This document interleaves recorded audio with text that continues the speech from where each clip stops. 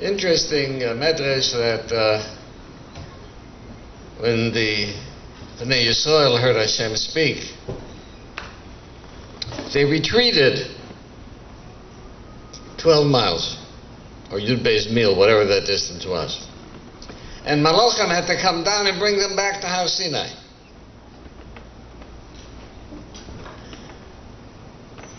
I think that part of the reason may have been when Moshe Rabbeinu told the people, Hashem is going to come down and he's going to speak to you.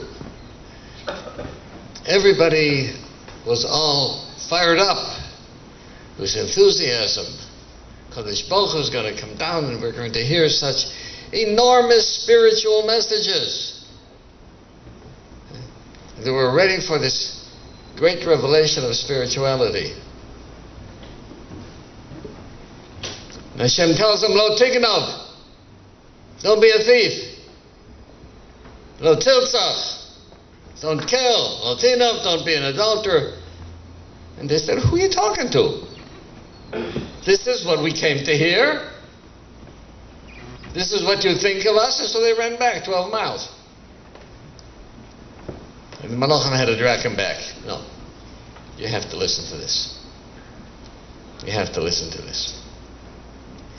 In the introduction, you were told that there's something that I may be specially equipped to give some messages. There's some truth to that.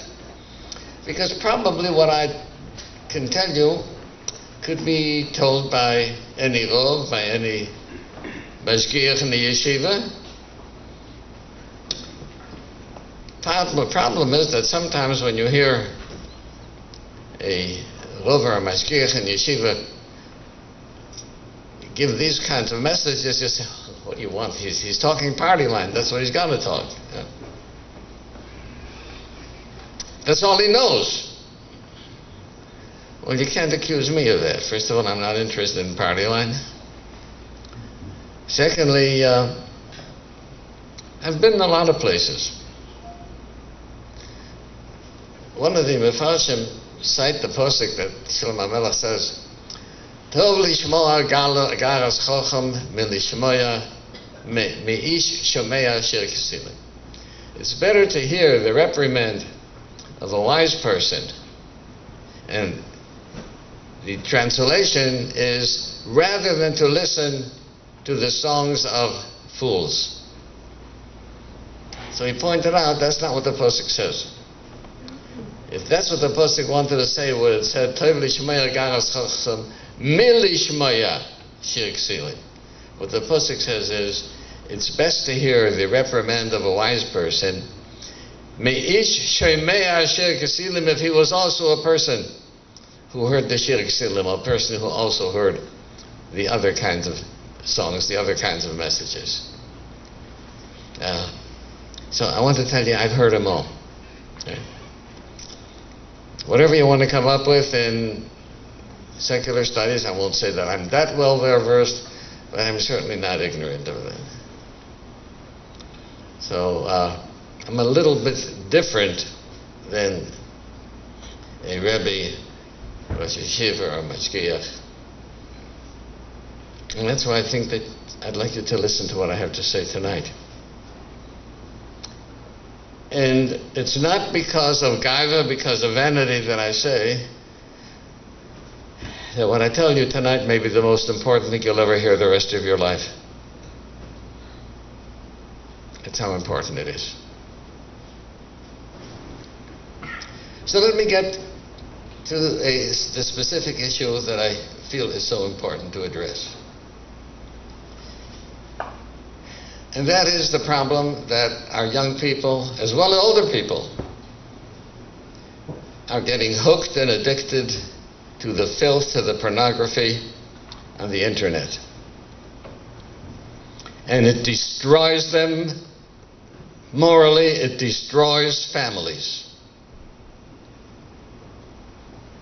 And it is a severe addiction.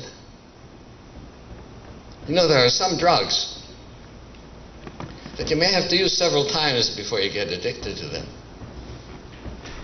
There's some drugs that the first time that you take it, you're hooked. And when I've got to tell you about pornography and accept my word as a psychiatric authority. If you're sitting at your internet and you have a pop-up of an indecent scene of nudity, you'll have exactly 3 milliseconds to shut that off. And if you sit and watch it for several seconds, you're hooked. That's how fast it happens. And it's a cancer. You know, I think that what you'd really like me to tell you is to give you some solutions. Here's what you do. Do A, B, C, and D, and you'll be saved. You'll protect your children. I wish I could tell you. I wish I had those answers. I wish I had those solutions. You know, a patient comes into a doctor's office, and Chas v'Shalom, it's found that the patient has a severe type of cancer, and it has spread to other organs. And the doctor says, look, this is going to require a very drastic treatment. It's going to require surgery, and it's going to require chemotherapy, and it's going to require radiation.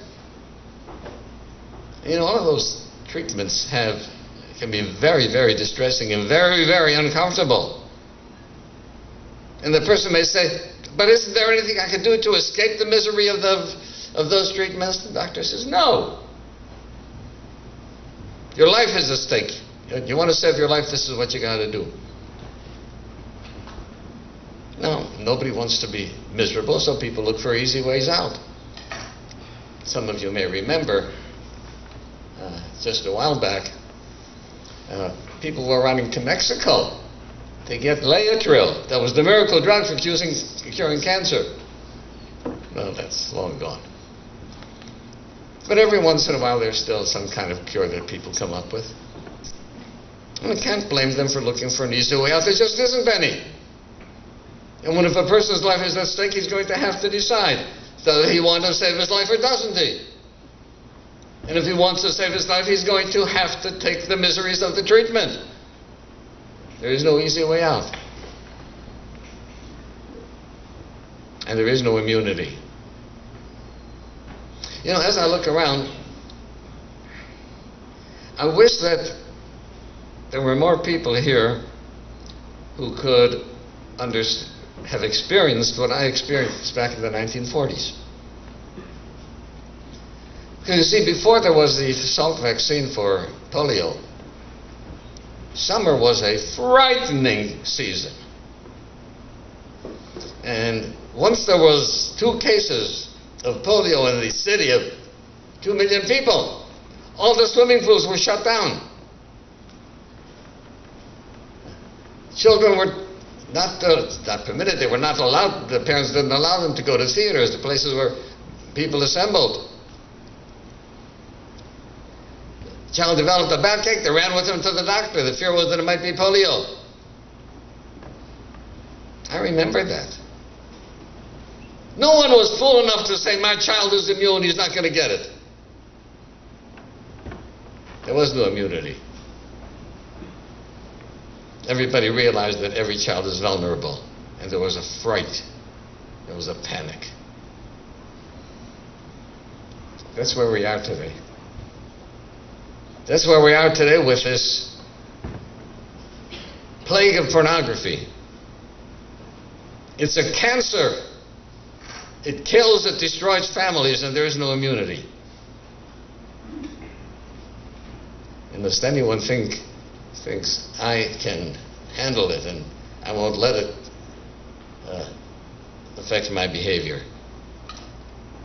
I can tell you what a mashgiach of the yeshiva cannot, because I see the cases. It's a slippery slope. Many years ago, this letter came to Hamadiyah, and I have to read it to you word for word because it's that important. The writer says, I'm going to reveal something to you I've never discussed with a living soul and thought I never would. Your answer could save my life. More important than to read your answer, I'm writing this so that it can be printed its entirety and read, because there are hundreds of people in my situation. I'm a 21-year-old yeshiva bocher. I went to prominent American yeshivas all my life. I'm now learning in a famous yeshiva gedola in Eretz Yisrael. Modesty aside, I was at the top of my classes in shiurim, widely respected by my friends in Rabbeim. I planned to learn many years and go into chinuch. I would find a perfect shidduch quickly, some Rosh Yeshiva's daughter, raise a beautiful family and spread nachas all around. A perfect life I waited. I was the frum community's model son. As far as anybody knows, all this is still true. When I was in the first year of Bais Medrash, at age 16, my parents brought the internet into our home and my secret life began. To condense the story, I was very quickly hooked on Devorim Asurim and forbidden pictures. Let's not kid ourselves. Like every person on this planet, I was always curious. And all the blockers my parents set up fell away quickly without their knowledge. Like any person that becomes addicted to something, I quit many times. Once, for a whole year. For months, many times. I buried my head in the Torah in order to save myself as best as I could. But it always came back. Going against everything I'd ever learned, I continued. I slowly trained myself to shut God out whenever I wanted to. And this led me to more and more serious averos, rahman litzlan. Without going into detail, suffice it to say that I'm terribly ashamed of myself, because I am not a loyal Jew anymore. But all this is secret. I allow none of it to show through. As much as I want to help myself, I realize I can't. But I can't get help either. I can bring myself to discuss my dark side with no one. The only difference between me and others who went off the derech is that because I'm afraid to face the people who would lose respect for me, I pretend to toe the line. And therefore, I am unhelpable. Hundreds, maybe thousands of yeshiva guys are as seriously addicted to a secret life such as mine. I know. I see it. It takes one to know one. You can imagine what kind of rocky futures are awaiting us. I read all the Jewish Observer articles on the evils of the internet. I want this letter to be published to say that you have no idea how prevalent and far-reaching the effect already has been and will continue to be. What you do see is less than the tip of the iceberg. My question for you is, how do I get out? Is this a behavioral addiction that only a psychologist can help? Can I turn to a Rabbi and avoid involving my parents? Or is there a way I can help myself? Without being overdramatic, you are reading the last gasp of a drowning soul. I had no answer for this young man, because this letter was written about 8 or 9 years ago. There wasn't anybody to whom I could send him who knew what to do about it. Right now there is a website, Guard Your Eyes, which has a great deal of material and a great deal of help, and has saved hundreds of people that I already know of. You can't get rid of the internet. It's here to stay. And all the filters, I think the filters are extremely important. They're particularly helpful as a preventative. But once a person is addicted, like this young man said, all the filters can be, anybody savvy enough to run a computer can run around the filters. And the problem is a cancer because it spreads. It destroys families. Wives will say, I can't trust him. I feel betrayed. You have no idea the number of families that are being broken up.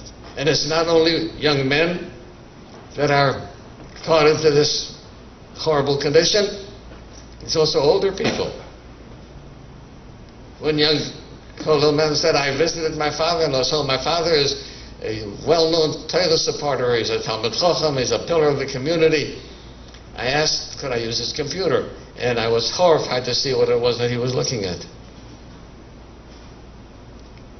How do I respect that man? How do I teach my children to respect their grandfather? And it isn't only a masculine thing. There are young women who are caught into pornography as well. It does not show any respect. And you'll say, well, look, all it is a taiva. Let him learn Sifra Musa. Let him learn Mesilas Yesharim. Let him learn Reshus Chochmah. Let him learn Mar Torah. I'll tell you why it won't work, my friends. You know, Adam Rishon, we are told, had no Yetzer Hara. Well, then how come he had the Chet Eitz Hadas? How come he had the sin? There was no Yetzer Hara. Because there are two kinds of Yetzer Hara. There's the instinctual Yetzer Hara, which is within every individual. I have one, you have one. And then there's another Yetzer Hara called the Satan. And the Satan is a Malach or HaKadosh Baruch Hu created with the mission to make people do sins. That's not the Yetzer Hara. That's the Satan. I'm going to tell you a Gemara. It's a frightening Gemara. End of Kedusha. Rabbi Akiva used to provoke people who had given into their tiredness, or had given into their lust, and had given to the temptations. And he used to mock them. So that Satan said, I'll show you. The Gemara says that the Satan disguised himself, transformed himself into an attractive woman, sitting on the top of a tall palm tree, and seduced Rabbi Akiva. And Rabbi Akiva started to climb up the palm tree to reach her. But before he could get to her, Hashem told the Satan, stop. Who are we talking about? Rabbi Akiva? Rabbi Akiva, who when they raked his skin and tore his flesh, right? And tortured him, and he was screaming Shema Yisrael? Rabbi Akiva? Rabbi Akiva couldn't resist his seduction? The answer is Rabbi Akiva could have easily overcome his Yetzer Hara. That was no problem. But this was not the Yetzer Hara. This was a Malach. This was the Satan. This was an angel, an evil angel with extraordinary superhuman powers. This was not the Yetzer Hara. And only HaKadosh Baruch Hu could stop the Satan. Let me tell you something, my friends. The inside of the internet, there is a Satan, not a Yetzer Hara. And learning Musar is not going to stop that addiction. Because you're not dealing with the Yetzer Hara, you're dealing with the Satan. And you say, oh my God, you're naive. The Satan's in the internet. Trust me, I'm telling you, the Satan's in the internet, and learning Musar is not going to stop it. You're going to have a force much stronger than that. That's the cancer that we're up against. And of course, once that starts bad enough in itself, who knows where it's going to end up? Oh no, not my kid. Don't walk around with these blinders. It happens to all of us. We're all vulnerable. To all the evils of the world, we're all vulnerable regardless of how frum we may be, regardless of how cautious we are with glatt kosher meat and the chalav yisrael and pas yoshen and whatever else you want to say. All these wonderful chumus are fine, right? But they're not enough. It's not going to stop kids from the pornography, and it's not going to stop kids from becoming addicted to texting. Something else has to happen, something else. And it's not going to be easy.